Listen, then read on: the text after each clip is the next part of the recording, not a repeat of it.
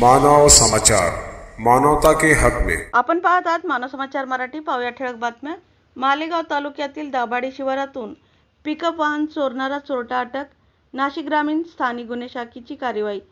दिनांक 24/5/2025 रोजी मालेगाव तालुक्यातील दाभाडी गाव शिवारातून फिर्यादी नामे सचिन भगवान सूर्यवंशी राहणार मुंगसे तालुका मालेगाव यांच्या मालकीची रॉयल किंग चक्की आटा कंपनीची बोलेरो पिकअप गाडी क्रमांक MH18 AA 3265 ही दाभाडी शिवार मालेगाव येथे लावलेली असताना कोणीतरी अज्ञात चोरट्याने स्वतःच्या आर्थिक फायद्यासाठी लबाडीच्या इराद्याने सदर पिकअप वाहन चोरून नेल्याबाबत मालेगाव छावणी पोलीस ठाणे येथे गुन्हा रजिस्टर नंबर 133/2025 भारतीय न्याय संहिता कलम 303(2) प्रमाणे गुन्हा दाखल होता।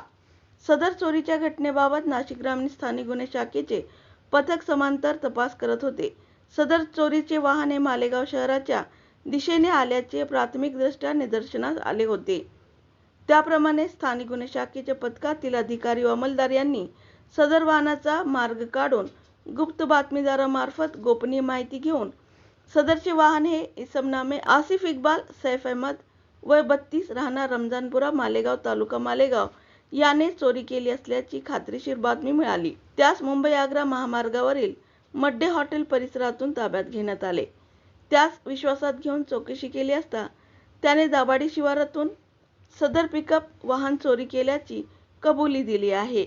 सदर इसमाच्या कब्ज्यातून वरील गुन्ह्यात चोरून नेलेले बोलेरो पिकअप वाहन क्रमांक MH18 AA 3265 ची किंमत 1,35,000 रुपये आहे ती हस्तगत करण्यात आली असून त्यास गुन्ह्याच्या पुढील तपासकामी मालेगाव छावणी पोलीस ठाण्यास हजर करण्यात आले आहे। यातील आरोपी आसिफ इक्बाल हा सराईत गुन्हेगार असून त्याच्यावर यापूर्वी वाहन चोरी सारखे गुन्हे दाखल आहेत। नाशिक ग्रामीण जिल्हा पोलीस अधीक्षक बाळासाहेब पाटील, अप्पर पोलीस अधीक्षक मालेगाव तेगबीर सिंग संधू, उपविभागीय पोलीस अधिकारी मालेगाव कॅम्प विभाग सूरज गुंजाल यांच्या मार्गदर्शन व सूचनांप्रमाणे स्थानिक गुन्हे शाखेचे पोलीस निरीक्षक रवींद्र मगर, पोलीस उपनिरीक्षक दत्ता कांभिरे, पोलीस अंमलदार सुभाष चोपडा, दत्ता माळी, भूषण आहिरे, कैलास चोथमल, हेमंत गिलबिले, प्रदीप बहिरम यांच्या पथकाने सदर वाहन चोरीचा गुन्हा उघडकीस आणून कामगिरी केली आहे। पुढील बातम्यांसाठी पाहत राहा मानव समाचार मराठी, सत्य नेहमी सत्यांसोबत।